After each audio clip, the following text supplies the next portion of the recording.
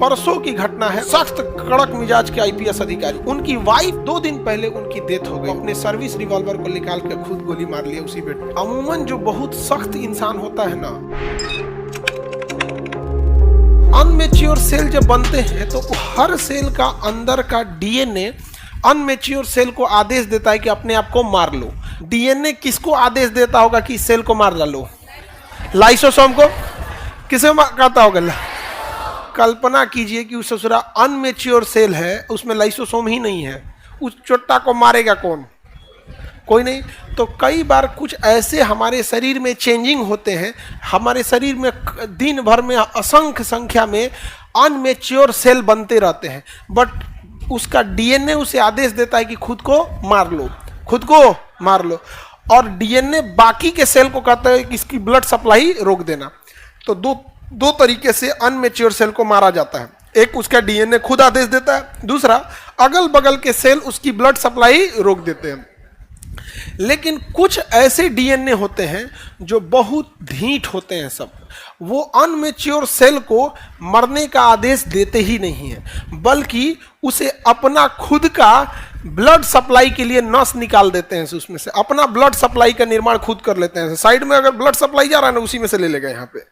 अब ना मरेगा और ब्लड सप्लाई का भी इंतजाम कर लिया। अब चूंकि यह अनमेच्योर सेल है तो अनमेच्योर सेल के रिप्रोडक्शन में ज्यादा टाइम नहीं लगेगा, फटाफट क्या हो जाएगा? रेप्लिकेट हो जाएगा, तुरंत क्या हो जाएगा? रेप्लिकेट। अब जैसे अगर आपको रोटी बनाना है तो प्रॉपर रोटी बनाने में टाइम लगता है। अगर कहा जाए कि अनमेच्योर रोटी बनाना है, 2 बार तवा पे से उतार दो, ले जो खाए वो समझे जो खाए वो समझे यहाँ पे।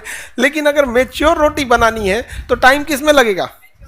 मेच्योर रोटी में। यहाँ पे नहीं समझे? तो सेल जो बनता है कैंसर सेल, वो मेच्योर या अनमेच्योर? अनमेच्योर। क्या उसका डीएनए उसे मारने का आदेश देता है? अब ब्लड सप्लाई कट गया रहता है, वो चट्टा अपना ब्लड सप्लाई चालू कर लेता है। अब चूंकि वो क्या है? अनमेच्योर है, तो उसमें रिप्रोडक्शन बड़ी तेजी से होगा। क्या होगा? बहुत तेजी से होगा, बहुत तेजी से फैलने लगेगा।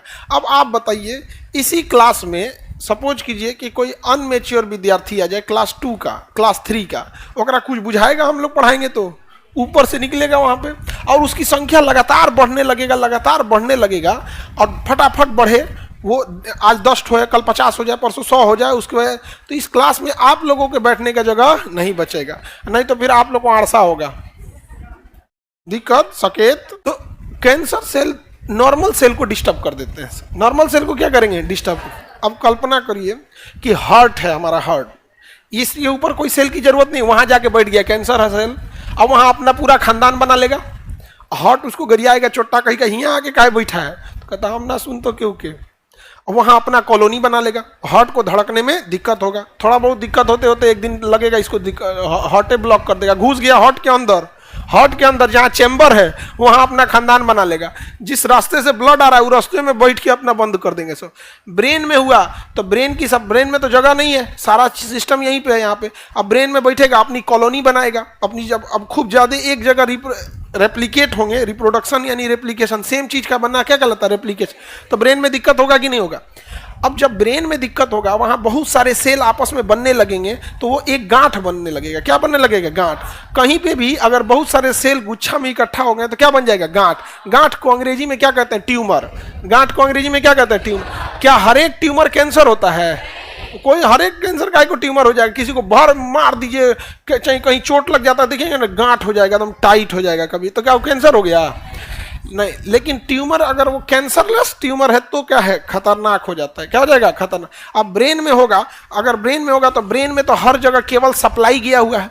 अब वहां गांठ बनने लगेगा तो किसी ना किसी सप्लाई को दबा देगा, और जिस सप्लाई को दबाएगा वो चीजें चेंजिंग होने लगेगी। तो कभी लकवा मारेगा, कभी पैरालिसिस होगा, कभी कुछ होने लगेगा। तो डॉक्टर क्या करते हैं? उस ट्यूमर, उस गांठ को क्या करते हैं? ऑपरेशन करके निकाल देते। लेकिन फिर बताते हैं, वो चट्टा अनमेच्योर सेल होते हैं सब। कोशिका इतनी छोटी होती है कि माइक्रोस्कोप से ही आप देख सकते हैं। किससे देख सकते हैं? अब कौन सा डॉक्टर ऑपरेशन के टाइम पे, सपोज कीजिए कि किसी के हाथ में यहाँ पे कैंसरस सेल है, तो डॉक्टर क्या करेगा? यहां से ट्यूमर निकाल देगा। लेकिन क्या कोशिका दिखाई देती है? वो माइक्रोस्कोप से भी नहीं देख पाएगा ऑपरेशन के टाइम पे। तो अंदाज से डॉक्टर क्या करता है? निकाल देता है। लेकिन उसमें अगर एक को गो बच गया, एक ठो भी बच गया, फिर पूरा फैल जाएगा कि नहीं फैल जाएगा। तो ब्रेन में भी जब ट्यूमर होता है तो डॉक्टर ऑपरेशन करके ब्रेन ट्यूमर को निकाल देता है, लेकिन अगर एक को बच गया तो फिर खानदान छाप देगा। अब जब तक ब्रेन ट्यूमर रहेगा तब तक उसके शरीर में कोई ना कोई चेंजिंग लाएगा, यहाँ पे ब्रेन डिस्टर्ब करेगा वहां पे। अभी परसों की घटना है असम की। असम के एक आईपीएस थे, डीआईजी रैंक के बहुत तेज तर्रार अफसर थे। असम का एक यहाँ का बहुत काबिल, उन्हें राष्ट्रपति अवार्ड मिला था, बहुत अच्छे थे, सख्त कड़क मिजाज के आईपीएस अधिकारी, डीआईजी रैंक तक पे थे वहां पे, और बहुत डीआईजी से भी शायद ऊपर रैंक के थे, अब हमको एग्जैक्ट रैंक नहीं आ रहा। उनकी वाइफ को ना ब्रेन में वही वाला सेल आ गया, अनमेच्योर और बहुत तेजी से रेप्लिकेट करने वाला। अब बैठ के ट्यूमर बना लिया, गांठ बना लिया। अब उसमें दिक्कत होने लगा, तो कभी एक हाथ इधर काम नहीं कर रहा है, कभी कुछ काम नहीं कर रहा है, तो ऑपरेशन करके हटा दिया गया। लेकिन क्या कीजिएगा, डॉक्टर तो अपने ओर से पूरी कोशिश करता है, लेकिन वो पूरी शरीर में क्या हो गया था, फैल गया था। 2 दिन पहले उनकी डेथ हो गई, उनकी वाइफ की। वो वहीं पर थे, 3-4 दिन से तबीयत ज़्यादा बिगड़ने लगी थी वहीं पे। जब डेथ हुआ तो किसी को अच्छा तो नहीं लगेगा यहाँ पे। तो जो डॉक्टर और नर्सेज थी उनको डीआईजी जो आप आईपीएस अधिकारी, उन्होंने कहा था बाहर जाइए, मुझे अब अपनी पत्नी के लिए कुछ प्रार्थना करनी है। और बेड पे उनकी पत्नी डेथ कर गई थी, वो अपने सर्विस रिवॉल्वर को निकाल के खुद गोली मार लिया, उसी बेड पे चले।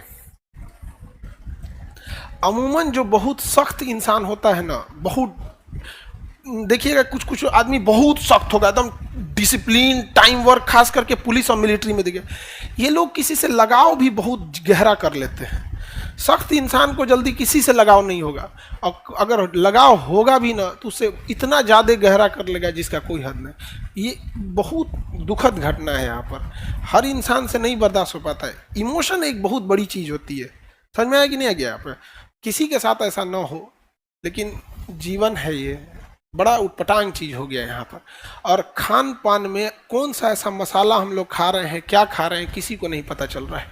तो कैंसर कहीं भी हो सकता है, बट कोई बीमारी आपको पता है अगर ब्रेन में जाती है तो बहुत डिस्टर्ब कर देती है।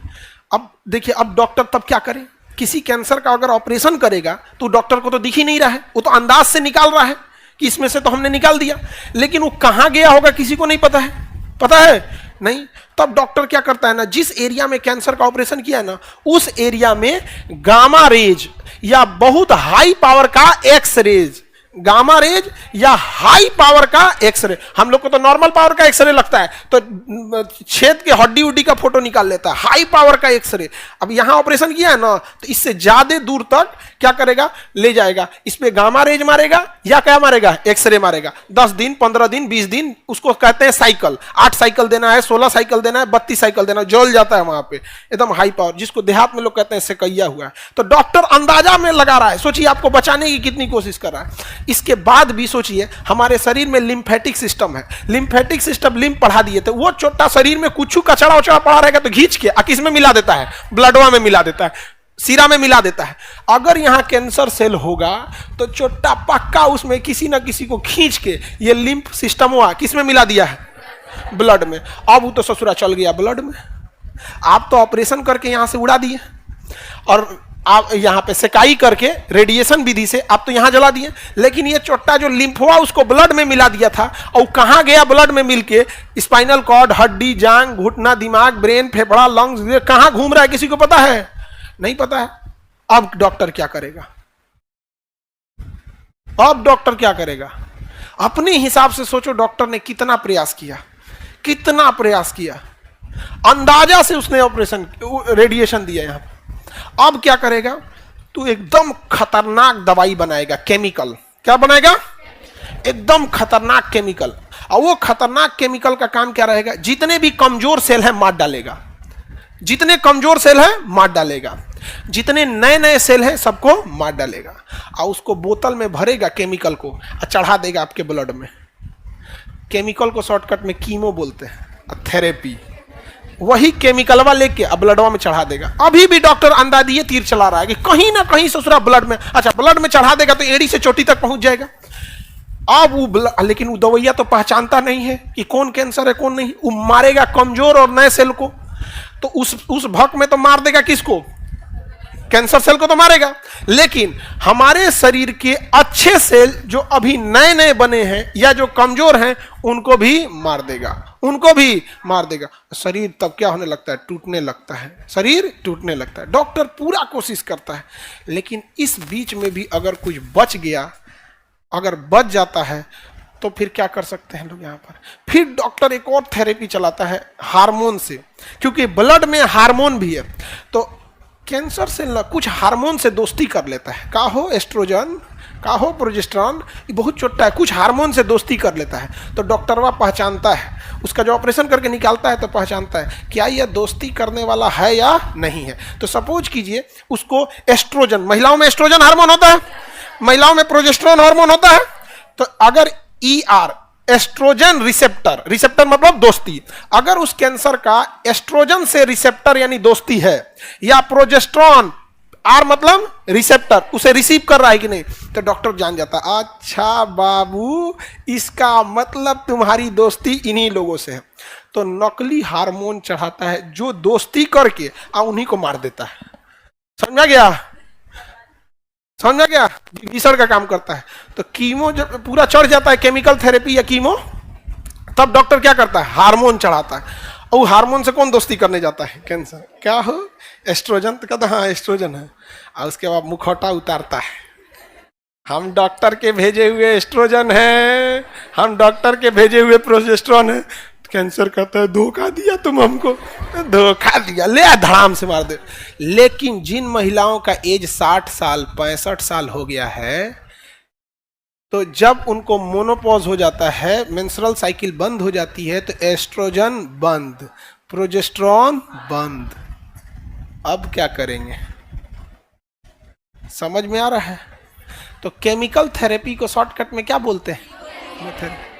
अंदाजिए हवा में मार रहा है, मार रहा है कि नहीं मार रहा है? समझा क्या? कैंसर ने एक गलती किया, जानते हैं क्या? एक हार्मोन है, एक सेल होता है HER2 नियो, इतना आप लोग को याद रखने की जरूरत नहीं है। एक विशेष प्रकार का प्रोटीन है HER2 नियो, ये केवल और केवल कैंसर सेल के ऊपर पाया जाता है। किसके ऊपर? अगर ये किसी के कैंसर में है ना, तो डॉक्टर उसका इलाज अच्छा से कर लेता, उसको वैसा ही केमिकल चढ़ाता है जो बस इसी को मारे, क्योंकि ये वाला हमारे बाकी शरीर में नहीं होता है। HER2 नियो नाम का प्रोटीन केवल और केवल किस में पाया जाता है? कैंसर वाले में। तो इससे ये फायदा होता है कि अगर किसी में HER2 नियो वाला है, कौन वाला है? HER2 नियो वाला, तो डॉक्टर पहचान जाता है कि अब इनको खोज खोज के मारना है। और अगर HER2 नियो नहीं है तो केमिकल चढ़ाएगा, तो कैंसर को भी मारेगा, नए सेल को भी मारेगा और अच्छे सेल को भी मारेगा। लेकिन अगर किसी में कैंसर है और उसमें HER2 नियो वाला प्रोटीन है, तब उसको डॉक्टर पहचान जाएगा, भले वो छुपा हुआ है लेकिन उसे पहचान जाएगा। तब उसे केवल और केवल वही वाला कीमो दिया जाएगा जो जाके किसे मारे? HER2 को मारे। किसे मारे? HER2 को। और HER2 किसके ऊपर बैठा रहता है? कैंसर। तो वो टारगेटेड मार देगा कि नहीं मार देगा? कीमोथेरेपी टारगेटेड होती है कि अनटारगेटेड? अनटारगेटेड। लेकिन अगर किसी में HER2 नियो नाम का प्रोटीन पाया गया, HER2 नियो प्रोटीन शरीर में या कैंसर के ऊपर? कैंसर। तब वह कीमोथेरेपी अंदाजे वाला देगा या टारगेटेड देगा? तो उसे क्या कहते हैं? Targeted therapy. क्या कहेंगे? टारगेटेड। तो अच्छा कौन हो गया? तो HER2 नियो होना चाहिए या नहीं होना चाहिए? लेकिन जिनमें HER2 नियो होता है बड़ी तेजी से फैलता है, तो टारगेटेड थेरेपी तो कर देंगे, लेकिन उस फैलेगा बड़ी तेजी से।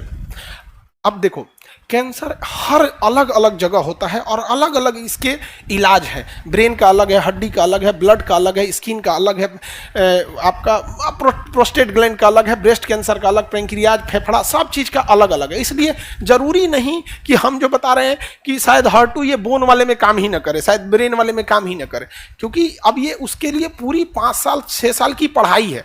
उसको आप एक क्लास में सिमेटेंगे 5 साल के क्लास को, तो कितना समेट पाएंगे? आप खुद से समझिए, यहाँ पे आप लोग समझदार हैं। तो उसे क्या कहेंगे? Targeted therapy.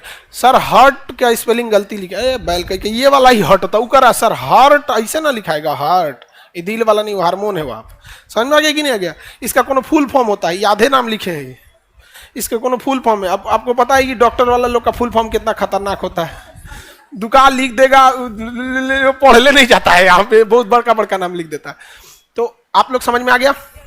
कैंसर सेल में कोशिका विभाजन बस तेजी से होती है, ये समस्या नहीं है। समस्या ये है कि वह सेल अनमेच्योर होता है, हमारे शरीर के किसी काम का नहीं होता है, और उसमें कोशिका विभाजन बहुत ही तेजी से होने लगता है। वह अपने को नहीं मारता है और अपना ब्लड सप्लाई बना लेता है। डॉक्टर इसके लिए पहले क्या कर देगा? ऑपरेशन। क्या कर देगा? ऑपरेशन।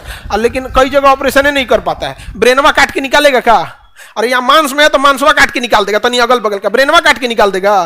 पता चला काटे, पता चला वही सिस्टम है, पूरे पैर को कंट्रोल कर रहा था, पैर में नहीं उठेगा, तो ब्रेन में ऑपरेशन नहीं कर पाता। ब्रेन में खूब से खूब उस ट्यूमर को बाहर करके निकाल देता है। समझ में आ रहा है कि नहीं आ रहा है? तो पहले क्या कर देगा? ऑपरेशन।